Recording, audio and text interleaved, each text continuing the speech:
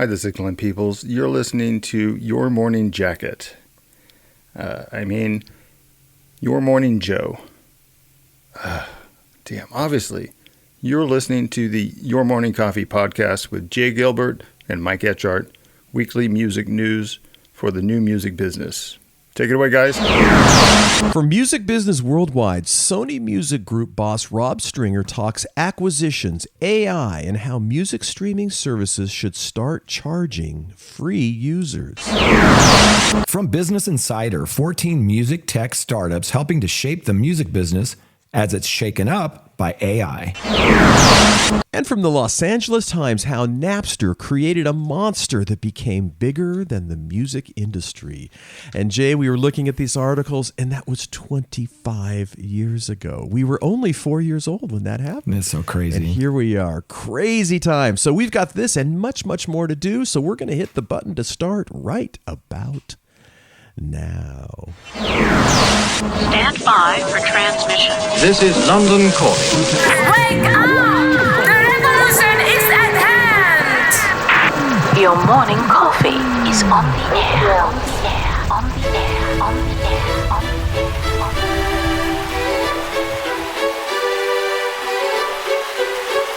Standing by.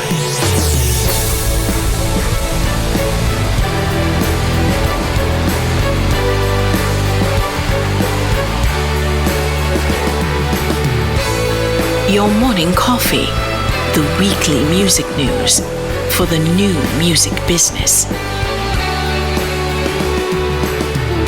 It's the highly curated, agitated, advocated, moderated, and liberated digital music information that you need to know. We are your digital music authority. And now from our studios in Hollywood, California, here's your hosts, Jay Gilbert and Mike Etchart.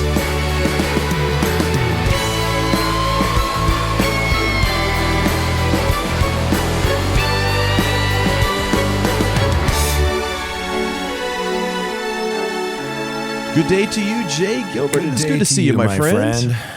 Always chatting before we hit record, and never a dull moment in the world of news and the music industry. I know, right? Stuff. And we're sort of reminiscing because there's two pieces this week, right around the time that you and I worked together at Universal, 1999. We're going to talk about that story that you just mentioned about Napster, but we also have been reading this book. It came out digitally first. That's how we got it. It just came out this last week as a hardbound book, and it's by our friend Eamonn Forde. He's the author of The Final Days of EMI, Selling the Pig. That came out in 2019. A book that I absolutely loved called Leaving the Building, The Lucrative Afterlife of Music Estates from 2021. Yeah. His new book is called 1999, the year the record industry lost control. Crazy. Hard to believe it's been that long. And, we were talking about just, at that time, trying to kind of foresee the future, right? Because ultimately that was looking into crystal balls and trying to figure out what was going to happen. And boy, it happened fast. Suddenly the dominoes really started falling, and it was a fascinating time to be in the business. Yeah, it really was. And again, that's where Mike and I met, was at Universal. There was a group that we joined called ECAT, which stood for Electronic Commerce and Advanced Technology. And that sort of split into two groups. The other one was E-Labs. And it was so fascinating working in those days. And we still know the folks that we worked with and talked to them from time to time. And one of them we saw at the Music Tectonics conference, and that was Albie Galutin, that our listeners would probably know from, producing Saturday Night Fever and many others. One of my favorites was Jellyfish that Albie produced. And just so many great people that we worked with. And we were just trying to figure it all out. And Eamonn Forde talks about a lot of the things that we were dealing with. So without further ado, let's listen into a conversation with Eamonn Forde, the author of 1999, the year the record industry lost control. Eamonn, thanks so much for joining me today. Good to see you again. Thank you. Thank you for inviting me back on. At least I'm not banned. That's good. So I loved your book. And what jumps out at me is that 1999 was really the perfect storm in many ways. Set the stage for us, if you will. 1999 was, at the start, it looked like this was just going to be another record-breaking year. All through the 90s, we saw phenomenal growth in the record industry. And I should point out that the book is specifically about the record business. So, yeah, there's allusions to live and other parts of that, but it's really about what happened at record companies and what happened at retail. So 1999 felt like just another stage in post-year, phenomenal growth in the CD business. It was almost like this miracle format that just produced a huge amount of money. And everyone just thought things will continue as they were. Kind of, this is the endless growth curve. And certainly at the start of 1999, you would have thought, okay, there were things happening in the periphery in terms of digital, but nothing that was going to derail this phenomenal growth. Of course, no one was under the illusion that the CD would remain the dominant format forever, because anyone with any history of the recorded music industry understands that formats replace other formats. So at that point, in the early 90s, the CD had overtaken the cassette, and vinyl was the minor format. So there was this idea that we sell improved formats. At that time were about improving the audio quality, improving the convenience, and shrinking the size. It was just make everything smaller, but also more expensive. And that's a great conjuring trick if you can do it. You basically take the same essential thing, recorded music, and package it in a new way, but charge twice as much. Because I was looking at the retail stats in 1999, and in America, a CD was selling for maybe $17, $18. The vinyl equivalent would have been $9. So you've got this format which costs less to produce. You could double the retail price, and you could also still at that stage pay artists a reduced royalty for this quote-unquote development format. So a phenomenal time to be in the record industry, and you obviously did not want those golden years to end. But obviously in 1999, the cracks really started to appear. You mentioned in the book that 1999 is still affecting the music business today. Talk a little bit about that. Yeah, it's basically a lot of the ideas that were percolating in the mid-90s and kind of really came to the fore in 1999 are still with us today. Like there was streaming, there was, I guess, kind of online communities, which were the predecessors for social media. The idea that the industry was changing to potentially a consumption access-based approach rather than buying physical products.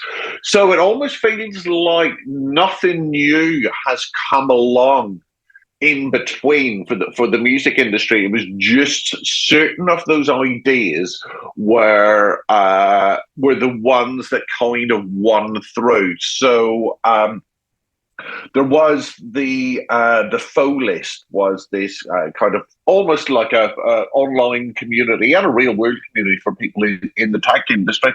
And a lot of what they were talking about in kind of 1995, 1996 is what we're still dealing with now. You'd mentioned before we came onto the discussion the idea of the celestial jukebox, the idea that everything's available at all times instantly was almost like a pipe dream at the time. But I suppose that's how we get technologies into the mainstream. Someone has this kind of wildly ambitious idea, and then technology, and then consumers catch up with that, and it kind of normalizes that. So really, 1999 was about pulling the rug from under the CD business and then letting the pieces fall where they may. But the path out of that was already there. It just was happening on the periphery. But there were a multitude of directions the industry could have gone in from 1999 onwards. It's almost like a well kind of crafted detective novel or something like that. All the clues are there.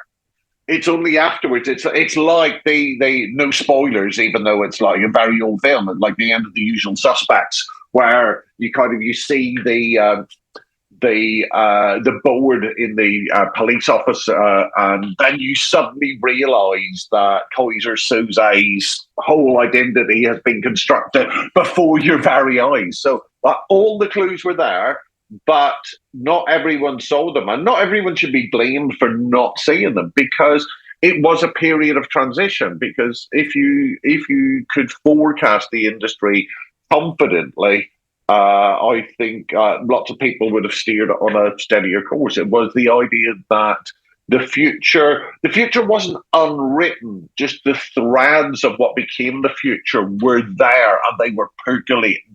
And it was about which ones would really grab the industry's attention and grab the consumer's attention. Because there was lots of different things through the record industry's history that didn't work, or kind of just served their purpose. So it's the idea that like things come along and they don't necessarily offer the roadmap to the future, but they might offer a side route or a diversion or whatever. So it's like lots of things kind of flying around in the ether in 1999 that point at what the record industry could become.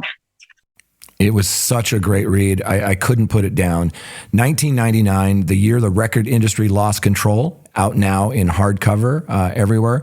Eamonn, always great talking with you. Thank you so much. Thank you for having me. Wow, that's great stuff. And again, it's a time machine going back, and you think about all those meetings we had with all these tech companies coming in and pitching ideas. Yes, and not wanting to pay us. It was an interesting and fascinating time. And I again, you don't appreciate it as much at the time. It was just what was going on, but now looking back on it is what's interesting, I think. Yeah, really, really great book. We highly recommend it. Right. So, hey, A2IM Indie Week is next week, by the way, June 10th through the 13th. It's in, of course, New York City. Created by independents for independents. A2IM Indie Week is a 3-day conference uniquely tailored to the needs of the independent music community in the United States. Yeah. Sounds like a really good time. Yeah, I'm really looking forward to it. It's not just the panels. It's also, the people you bump into in the lobby or getting coffee. Totally. And I'm really excited to be going to New York to attend A2IM's Indie Week. We talked to Richard Burges, who is the president and CEO of A2IM. And if you don't know, that's the American Association of Independent Music. Fun fact, Richard actually coined the term EDM when he was with the Spandau Ballet. So anyway, I spoke with Richard this last week, and I wanted to find out what can we expect this week at Indie Week, and this is what he said. Let's listen in. Richard, how are you, sir? Doing very well, thank you. How are you? Good to see you again. And you? And I will get to see you in New York soon for. I'm really excited. I was just looking over the list. Holy cow, the list of speakers and panelists. It's an embarrassment of riches. I'm glad to hear that. We spent a lot of time working on this, the topics, picking the right people. We have we gender balanced and diversified Indie Week many years ago now. So that's front and back of house, and we don't do panels with all men or that. So it's pretty cool. And then we try to slot people in. We don't do repetitions from year to year as much as we can avoid it, just so we keep it fresh every year if we can. Yeah, it certainly looks that way. So for those people with no prior knowledge, tell them about Indie Week. Indie Week has been going for some years now. And it's funny, I cannot remember how many years, but it's probably 15 or more years at this point. And I've actually been to every single one of them. I was a member when I went to the first one. It was at the offices of the Recording Academy in New York City. It was very, very small, and it was amazing. And it was just a way of us communing with the rest of the independent sector and figuring out all the new technologies that were coming at us in the early 2000s. And as you know, I mean, that has continued to be true, that we are facing new technological challenges and always challenges, and sometimes just really amazing stuff that comes at us, that things you can do with new technology. But figuring it out can be, quite a thing. And it's really useful. When I was working at Smithsonian Folkways, I found it super useful to come to Indie Week and compare notes, just like, so how do you do this? And Sure. How are you thinking about that? And sometimes you would confirm your what you were doing or your worst suspicions or whatever.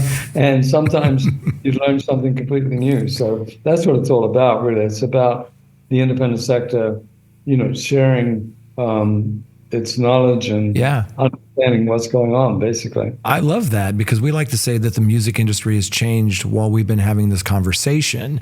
And I can't even imagine what you've seen, let's just say 15 years, from ringtones and downloads to Web3 to AI to, going from ownership to access and having vinyl sort of flatline, and then vinyl is a thing again. You've seen a lot in the last 15 years.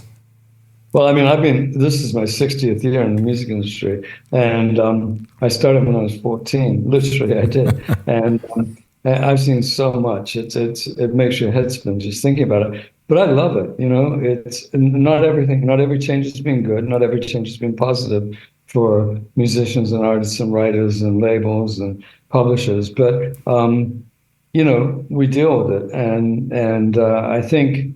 We can say that things are getting better again. I mean, it went down pretty far. 2006, I think, was the nadir of recorded music, and that was rough, but I was working at Smithsonian Folkways then, and we actually went up every year from, when I started, 2001 on, mainly because we were compensating, for the things that were going wrong by doing other things right. And I used to say, if this was 1999 and we were pedaling this fast, we'd be going like 170 miles an hour on our bikes. But, sometimes you're pedaling against the wind and sometimes you're pedaling with the wind behind you. And I think the wind is a little bit more behind us now than it has in the last quarter century, really. I hope so. It's been a rough quarter century in the music industry. Well, you come at it at a little bit different perspective, because you've written, recorded, played live, all the different aspects of the industry. You've had a role throughout the years. Talk a little bit about your experience, because it's pretty incredible. And again, you have a different perspective on a lot of these things because you've sat on the other side of the table. Right. Well, I started out, playing in bands, and then very quickly I got into studio work. I toured an immense amount, but it was always the studio that fascinated me. And I started in the studio when I was in my late teens, early 20s. And that was the bulk of my career for about 10 years. But at the same time, I was writing and working as an artist and producing demos and things like that. So, it kind of eventually morphed into a career as an artist. And, so I have royalty statements from every major label. I mean, I was signed to 5 major labels, one of them twice. And then I went into producing after that period, and so I get royalty statements from all the major labels again, and a lot of independents from that period of my time as well. So it's been really fascinating, and I think the biggest shift though was from physical to digital, and that was a huge shift in so many ways. I mean, it was a massive drop of revenue because the music industry didn't deal with the switch to digital when it should have. And we're still really recovering from that, honestly. I mean, people say the music industry is booming, and it definitely has been on the up now for several years, so 5 or 6 years, even more, but really noticeable increase in revenue over the past few years. But we're still not back by adjusted dollars. That's right. 1999. You know, we were at 14.6 billion then. That equates to 31.6 billion now by constant currency. So, you know, we're at 17.1 billion last year. These are US numbers, by the way, not worldwide. But that's right. You know, that means we're about less than half, actually, of where we were in 1999. And we got to get back there. I think we will. I do too. You know, I think, go ahead. I was pleased to see Rob Stringer's statement. You know, he's the head of Sony music group, and he was saying, you know, we got to do something about the rates on ad-supported streaming, and I think that's right. You know, when you're getting paid 0.0003 of a penny, it's very hard to make real money doing that. And I always say to people, it's like, you know, these days if you go out and you know, buy a vinyl album, you could pay anything from $20 to $40 for it. And you compare that to what an artist gets paid from streaming, it doesn't really compare. Having said that, there are a lot of really positive things about streaming. So yeah, I agree. Well, I'm really excited about Indie Week. Looking forward to seeing you there. What can people expect from this year's conference? Well, so much. I mean, obviously, we're dealing with all the new technologies. We deal with, you know, the acquisition stuff that's going on. And we also, I mean, more than anything, I think it's a great opportunity to commune, just to be part of an independent community and just get to know everybody. And the other good thing is we do it, Indie Week received an award from the mayor's office back in my first year, 2016, when I was my first year doing this job. And June was named Music Month in New York City. So there's so much going on. And we are in the same week as the publishing week. So all the publishers are here, all the investors are here, and then all the independents are here as well. And also we have, I don't know the exact number, but more than 35 international delegations coming to Indie Week. So there's an opportunity to meet with, you know, dozens of other countries and learn about their markets as well. So I think as much as anything, the community side of it is really incredibly important. But the panels, you know, are intense. As you said, it's a who's who of the music industry. And funny thing is, when I took this job, I thought I would see every panel, and I don't think I have ever seen a panel yet. I have to watch them on video afterwards. Yeah. Which sucks, but it's really... you just can learn so much, and you can pick your track and figure out, you know, what it is you're specifically interested in. Yeah. So much value in those panels, but what you just touched on, I think, is even more important, and that is the networking, the community, the bumping into somebody while you're waiting in line for coffee. So, Richard, thank you so much for taking time out of your busy day. We'll see you in New York. Keep up the great work. Thank you so much, Jay. I really appreciate it. You got it. Super cool. That's going to be a fun event. And you know, and I started my career in at an independent label, and it's really, you know, I learned so much because, you know, again, these small labels, they do so much. They're not departmentalized. It's kind of like everybody does everything, and you really learn about the different aspects of the business. And this is going to be a good hang. I'm jealous that I can't make it. So maybe next year. Look, less than 4% of the music that's put out today comes from the majors. There's a lot of great independent music out there, great independent retailers and radio stations and labels and distributors and just really great people. And the one thing I've learned from the indie community is they're an open book. They're not afraid to share best practices. You can lean on each other. You can learn from each other. That's one of the most exciting things for me about the indie community. So join us if you can. It's at the Intercontinental Hotel in New York City's Times Square next week, as Mike said, June 10th through the 13th. And I'll report back. But if you're going, I hope to see you there. Yes, indeed. We also, of course, talk about books. The Your Morning Coffee Book Club, we loosely refer to it as. Another great book coming out from Glenn McDonald. You have not yet heard your favorite song, How Streaming Changes Music. That's out June 20th. Oh, Looks I to can't be wait. a really, really great book. Well, for those that don't know who Glenn McDonald is, he's Spotify's former data guru, and in this book, he maps out how music's digital revolution affects fans and musicians. He explains how songs get into tech platforms in the first place and the rewards for artists.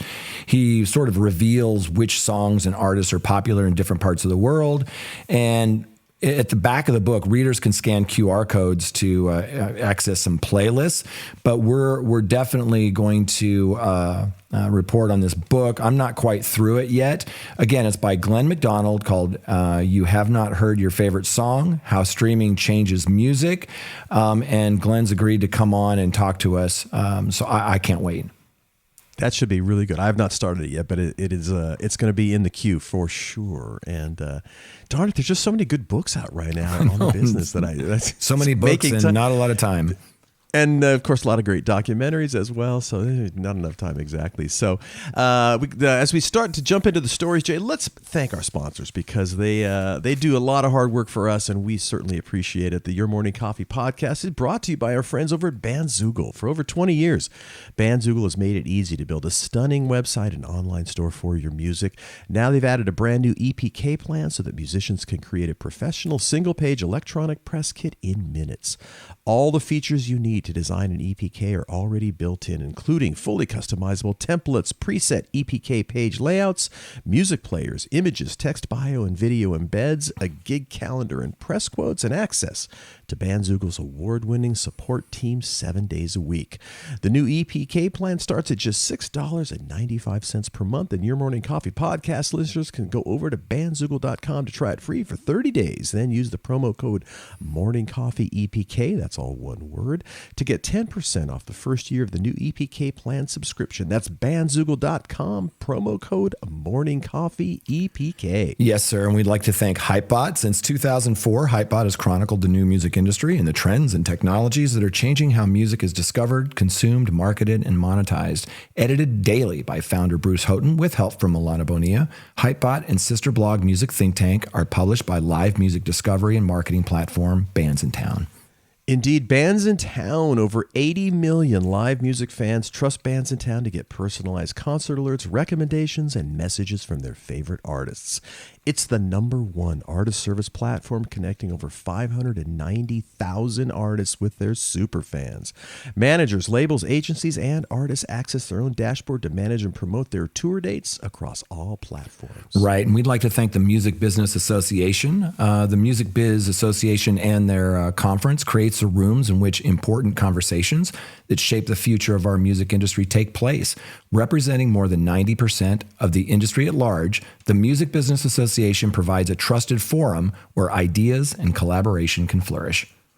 And we also want to give a special shout out to Billboard Pro. Want to know what everyone in the music business is talking about? Get in the know with Billboard Pro. Billboard is offering Your Morning Coffee readers a special 50% discount off the price of your subscription. So click on the link in the Your Morning Coffee newsletter and jump on that. We use that resource all the time. Every day. And thanks again to our amazing sponsors, Bandzoogle, Hypebot, Bands in Town, and the Music Business Association. We couldn't do it without you. Thank you. That's right. And every week I get to hang out with my friend of many, many years, Jay Gilbert. He's a music industry consultant. He's the curator of the weekly Your Morning Coffee newsletter and a former executive with Universal Music, Sony Music, and Warner Music Groups, and one of the few people who actually read more books than I do. So he's got that going on. And I listen to him too because it's so hard.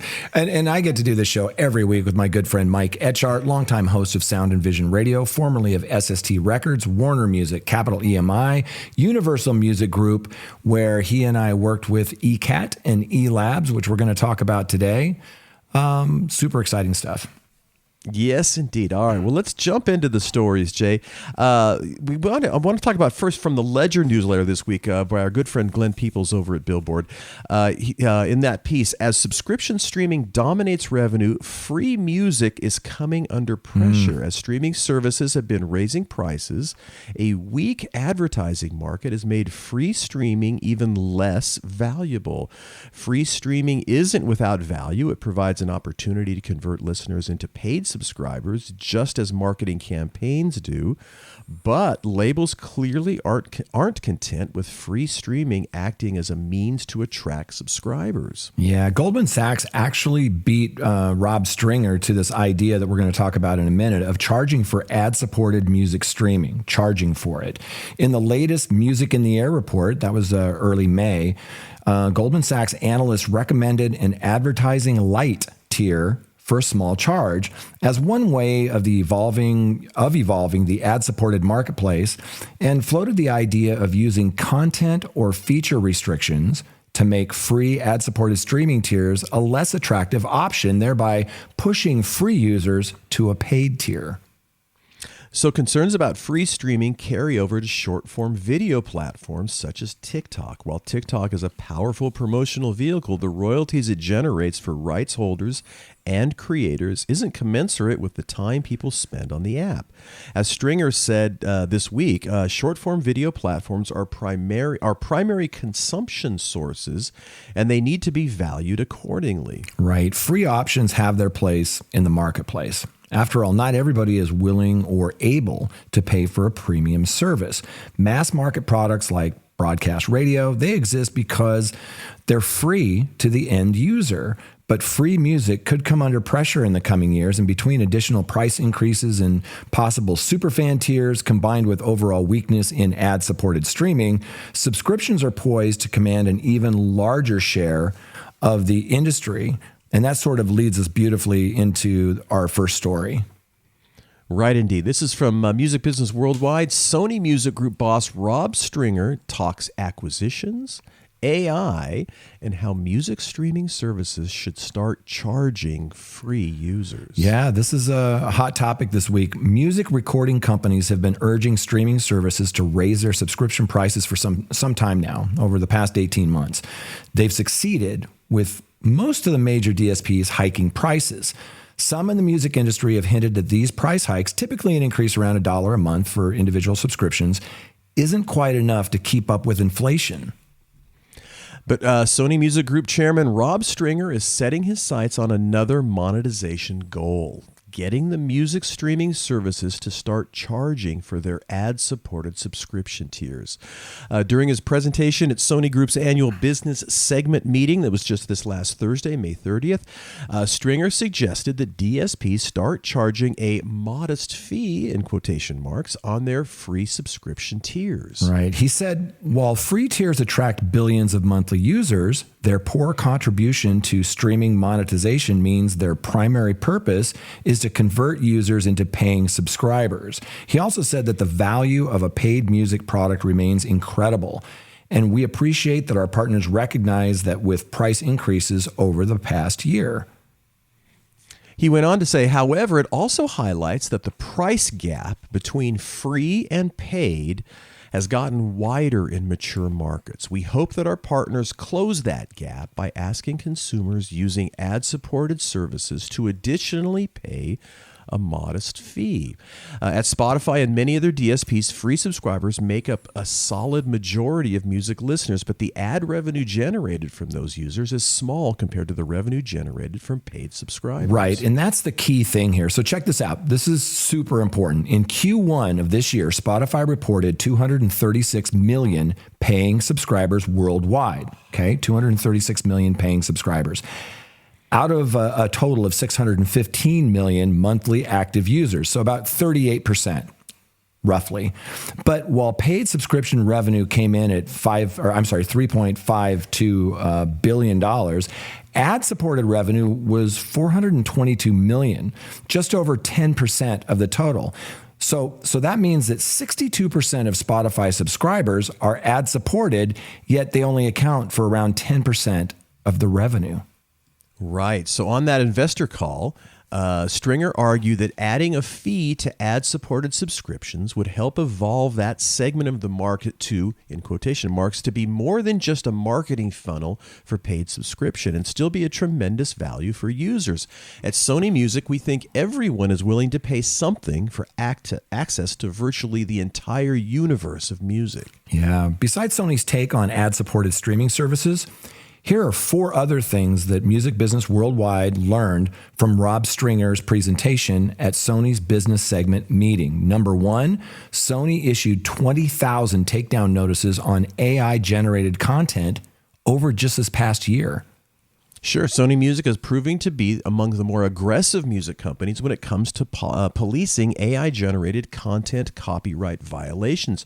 During that investor presentation on Thursday, he unveiled another interesting fact, as Jay mentioned, that Sony has issued 20,000 takedown notices for AI-generated sound-alikes over the past year. Wow, that's a lot. Earlier this month, the company sent out letters to 700 AI developers and music streaming services, notifying them that its recording and publishing divisions are opting out of having their material used to train AI models, though Sony is open to negotiating licensing deals. So the letter also suggested that some of these AI developers may have already violated Sony's copyright. So moving on to number 2, Sony wants to see better monetization of short video platforms like TikTok. Getting DSPs to charge for ad-supported subscription tiers isn't the only way Sony Music aims to improve monetization. He also focused on the booming field of short video social media platforms. Yeah, he goes on to say that the expansion of short content has been rapid, driving total audio streaming consumption growth. He continued with, we see similar commercial potential as with full track streaming, but some of the leading platforms must deliver greater value.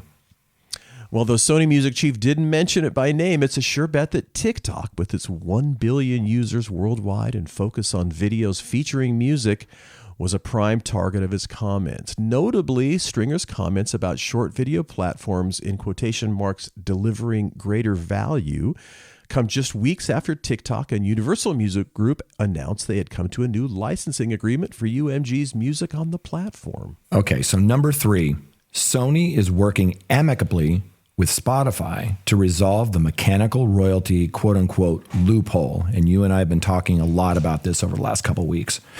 Asked about the ongoing conflict between Spotify and music publishers in the U.S. over its payment of mechanical royalties, Stringer said Sony's publishing division is working amicably with Spotify to resolve that issue, though he made it clear he wants to see Sony paid the same rates as Spotify was paying before it converted its premium service to a quote-unquote bundle. Right. So under Phonorecords' 4 rules established by the U.S. Copyright Royalty Board, streaming services can pay out a lower mechanical royalty rate to publishers if the money comes from a bundled service than if it comes from a standalone music service, as we've talked about. That's right. Spotify announced in March that it now considers its premium subscriptions, individual, duo, and family plans to be bundled services, as they now include 15 hours of audiobooks per month. Right. So number 4 of the points brought up, Sony has grown its U.S. market share for 5 straight years. Stringer said Sony's recorded music current market share in the U.S. rose in 2023 for the 5th year in a row, with its frontline catalog reaching a new peak of 27% of overall consumption. Prominence is coming from the company's robust M&A activity, mergers and acquisitions. He said, we are undoubtedly the most aggressive major music group in M&A over the last 3 years. He continued with, noting some of the many acquisitions that have helped build the business on the recording and publishing sides in recent years, including its acquisition of music distributor The Orchard back in 2015 and artist services company AWOL in 2022. He went on to say this broad-based strategy has culminated in 24% more new release tracks distributed to DSPs in fiscal year 2023 versus fiscal year 2019. Yeah. And on the publishing side, that's translated to 28% more songs administered over fiscal year 2019. Yeah, I think this is a real positive movement. A couple of these things, especially the charging a little bit of money for that quote unquote free tier. I think, we read those numbers, but I got a note from Glenn Peoples over at Billboard, and he reminded me that if you take out podcasts, out of that, music advertising is actually worse than that. So wow, there's, a very small percentage of revenue is coming from those advertising tiers, like around 10%. So I think that's a real positive move. All of the things that we've been talking about, getting rid of that bundling loophole that we've been talking about, or, just other ways to monetize streaming to make it healthier, raising some of the subscription rates. We all want to see songwriters paid more. I think this is a real positive thing going forward for the music industry. Well, and it also begs the question: what do you convert those free users, and how much, and to what level do you convert them? Yeah, and that's always the question. And my guess is there's a lot of people that they don't want to pay for any. They want to pay as little as they can for anything, and so you never convert them. And, right. I think you make a really good point, Mike, and that's really the big elephant in the room is, if you charge for this quote unquote free tier, there are going to be some that just drop off. Will that increase piracy? Is that number small enough? What is that churn that happens? And that remains to be seen. Hopefully people will see the value, because today, for access to over 100 million tracks for that small monthly fee, it's ridiculously low. Absolutely. All right. Absolutely. Well, let's jump into our second story. This is from Business Insider. This was written by Dan Watley and Sydney Bradley. Really great piece. 14 music tech startups helping to shape the music as it's shaken up by AI. And really, this is Business Insider. They asked a bunch of industry pros which music tech companies could have the most impact going forward. So here are 14 companies that made their list, and how, what they do in this music world. Yeah, really interesting. So the first one is a company called Audius, and what they do is they are a music streaming platform with a Web3 angle. It's a decentralized music app. They say, think of us as sort of a more modern form of SoundCloud with a lot of paid superfan engagement layered on top. That was Forrest Browning. He's the co-founder and chief product officer, and he told them for this article. The platform operates on a decentralized blockchain powered by Solana and Ethereum, he said. Yeah, the second one is a company called Highnote. What they do, they're a platform that streamlines collaboration for musicians and audio creators. Users can upload and store files, communicate with other collaborators, leave comments, compare different audio versions, bringing multiple tools like Google Drive, Slack, Dropbox, bringing all that together in one place. That's Highnote. Yeah, so number 3 is URCAM. What it does, founded in 2019, URCAM, which is an acronym. Amplify is the commercial offshoot of the French Music and Sound Research Institute, URCAM. The company currently offers a set of tools for the music and audio space, most recently building a product that helps users identify whether a track was generated by AI. There it is. That, my friend, is very interesting. Very interesting. Number 4 is a company called Mogul. Well, what does Mogul do? They say it's a tool for musicians. Mogul compares itself to personal finance and budgeting app Rocket Money. Quote, our mission is to help musicians and their teams understand their businesses so they can make more money. And that was their co-CEO, Jeff Ponchik, said that. The startup was co-founded by Ponchik and Joey Mason, both ex-SoundCloud executives. Interesting. So number 5 is OffTop, a company called OffTop. What they do, it's a collaboration and file sharing tool built specifically for the music industry. The company's platform helps artists, producers, and other collaborators piece together beats, demos, samples, and other unreleased files as they work on a new song. Yeah, number 6 is a company called Output. Output is a music-making software predominantly used by producers, songwriters, and composers. It provides features including virtual instruments, looping, samples, and it recently launched a beta AI product. That's Output. Number 7 is RealCount. That's one word. What it does, they are a data analytics startup that aggregates information driving ticket sales. Artists, agents, and other teams behind musicians and live performers can use RealCount to better understand how many tickets are sold, who's buying them, and where the sales are occurring. Ooh, super interesting on that one. Number 8, RowX. They built an AI platform called AutoMix, and that helps artists and producers automate the process of mixing and mastering tracks. Yeah, interesting. Another one, Song Tools. We've talked about that. What they do, they are a marketing automation platform that helps audio and music creators promote their content.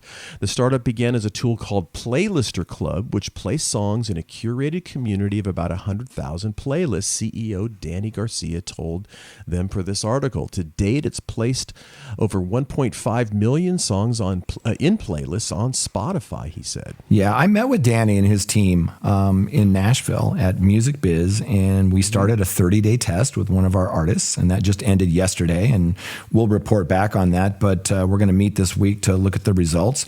But I like what I've seen so far. Anyway, that's Song Tools. Another one that I've been playing with is number 10. This is Suno. You've been reading a lot about these folks in the press. Suno built a generative AI platform where users can enter text prompts to create songs. It's mind-blowing. Why it matters for the music world? Well, generative AI is a controversial topic, of course, in the music business, to put it lightly, but there's no denying that the general public wants access to generative AI tools for music in the same way that they want to turn platforms like OpenAI's ChatGPT and Midjourney to generate useful text and visual outputs. That's Suno.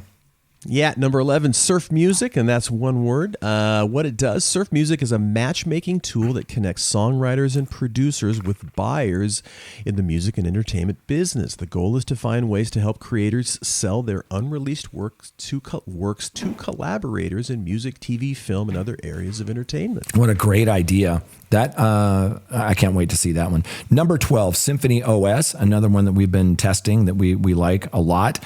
What they do, they're a marketing automation tool specifically built for artists and their teams.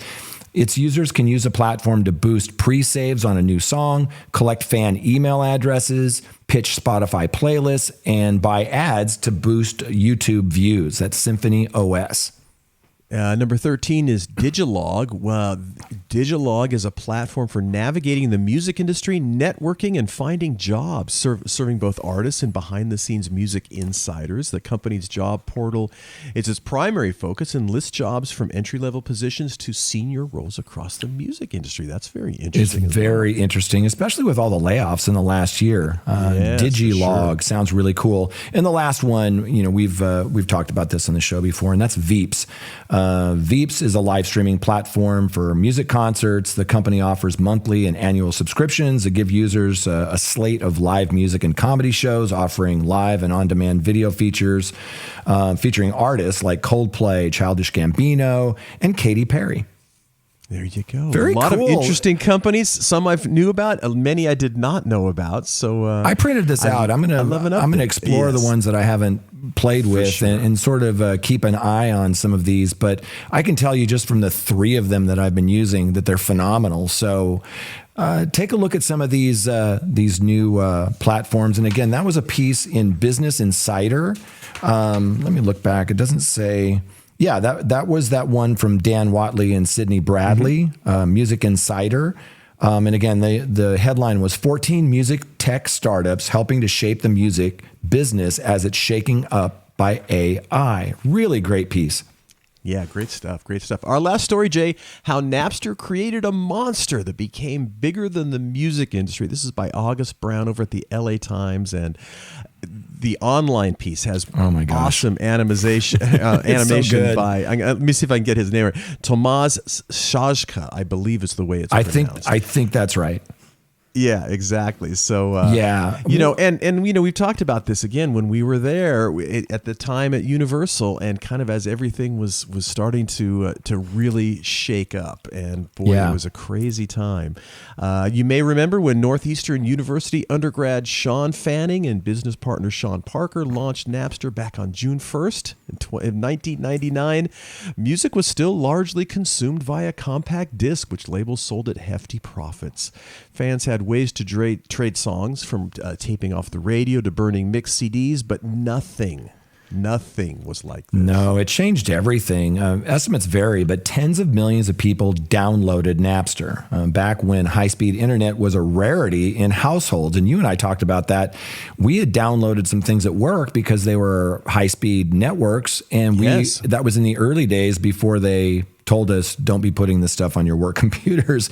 A quarter of all college internet bandwidth was used to share music on Napster, 25%. Fans no longer had to buy a $20 CD just to get the 2 songs that they liked. You could get every song posted on Napster for free, basically.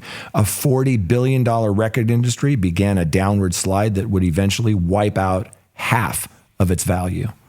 Yikes. Yeah, I remember. Yeah. But yes. Joseph Menn, who's the author of All the Rave, The Definitive History of Napster, and a former Times reporter now at the Washington Post, wrote, Napster knew more about the customer than the labels did. He said they had access to your music collection. They saw what people downloaded.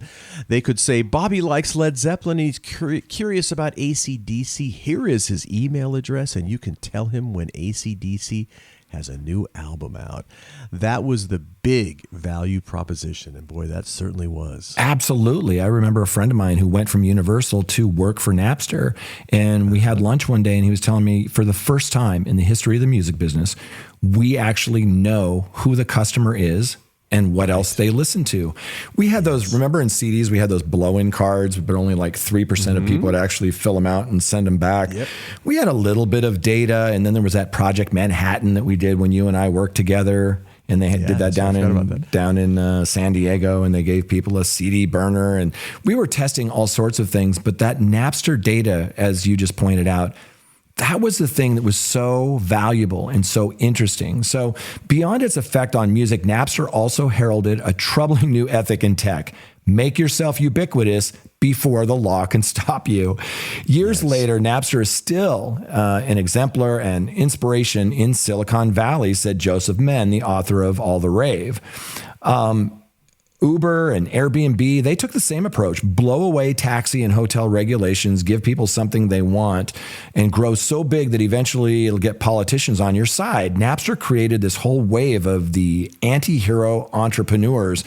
I'm telling you, Mike, when you and I worked together, it was a blur because this stuff was happening so fast. And you and I were talking about, before we hit record, we were talking about how when we worked together on that same floor in that building in Universal, and as we got to know each other, we were also getting to know this new download music business, which was cutting edge and weird at the time. You know, Universal and Sony were trying Press Play, and Warner and Capitol were trying MusicNet, and we were trying to do our own DRM, and we had Albie Galutin on our team, and we were putting this digital wrapper around songs, and called DRM, and we had like locked content where you could sell an album digitally, but then pay and get a code, and another album would be locked attached to that. There were all sorts of things, Blue Matter, all sorts of different codecs and things that we were working on. It was really exciting. But one of the stories that I mentioned to you was, I remember when Napster first sort of popped, my office was next door to a gentleman named Gary Shank. He now works for a company for Bill Gates, really smart guy. Anyway, his office was next to mine, and I sort of knocked on the wall to have him come over. And I said, name a song. And he did. And I typed it into Napster, and I turned my computer over to him, and there was 40 different ways that you could download it, 40 different people that had different versions and so on. And his jaw dropped. And I said, name another one. And we just sort of started going through there. And again, that was before the, Universal put the clamp down and said, we don't want to have these things on our computers and all of that stuff. But it was mind-blowing. And everybody thinks, well, the industry fell asleep at the wheel, or they didn't know what was going on. No. They did know. We knew exactly what was going on. Yes. It's not that easy to monetize something that people are getting for free. No, absolutely not. And, when you think about that year, okay, that was 1999. That was the year that Napster started. It was also the biggest year still in recorded music revenue history. Yes. And then that's, and in many ways, you're starting to see these cracks in the dam, and you're trying to kind of, patch them and figure out a new dam and how to do it. And there was a lot of things going on. And as this article mentioned, what really amplified and just pushed it down the road was how you could start getting high-speed internet at home. Yes. So it started with college students. And of course, at that time, you had access to the internet if you were a college student. And I remember I had moved into the house I still live in. And I was one of the first customers for DSL in my little region where I live. DSL. But I had it at work, and if you had it in the music, if you worked at a company in those days, you likely had it. Yes. And that's where I got used to it. And you'd come home and to dial up, and you're like, and it's just so frustrating. But all of those things kind of converging at the same time really propelled it down the road much faster. And everything was changing so quickly. And like you said, it was just, our heads were spinning. Yeah. Because so much was happening. One of the memories that I have was Mike Drees, who was running Newbury Comics, and we just happened to be, visiting him and having a dinner. He showed us this spreadsheet with a graph of CDR, blank CDs, recordable CDs, CDRs. He had this graph that showed the sales from his chain of record stores over the last months. And it started at a very small amount. It ramped up to where it was outselling CDs in the store because of all these college students. They'd get these CD burners in their computers when they went to college, and one person would buy the CD, and then they would just rip it and make multiple copies of it. And it was a big, big problem. And I'm amazed that the industry sort of survived that. I think you can point at Steve Jobs for getting everybody aligned. However you feel about the iTunes Music Store and Steve Jobs, it really helped save the industry, where up to that point, we didn't have a viable option to purchase downloads. Everything was just being ripped and stolen, file shared. And it was a horrifying time to be in the business. And you and I were there. Yes, absolutely. Well, and a lot of people aren't there anymore because it changed the business. So on that note, we got to wrap up the show. We want to thank everyone for listening. And Jay and I do not take that for granted. If you enjoy the show, we'd certainly appreciate it if you tell just one friend. That would be great.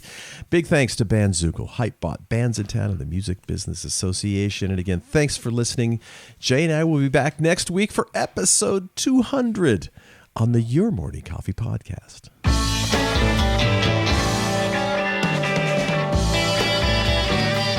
You've been listening to Your Morning Coffee, the weekly music news program for the new music business. Join Jay Gilbert and Mike Etchart next time for the digital music news you need to know.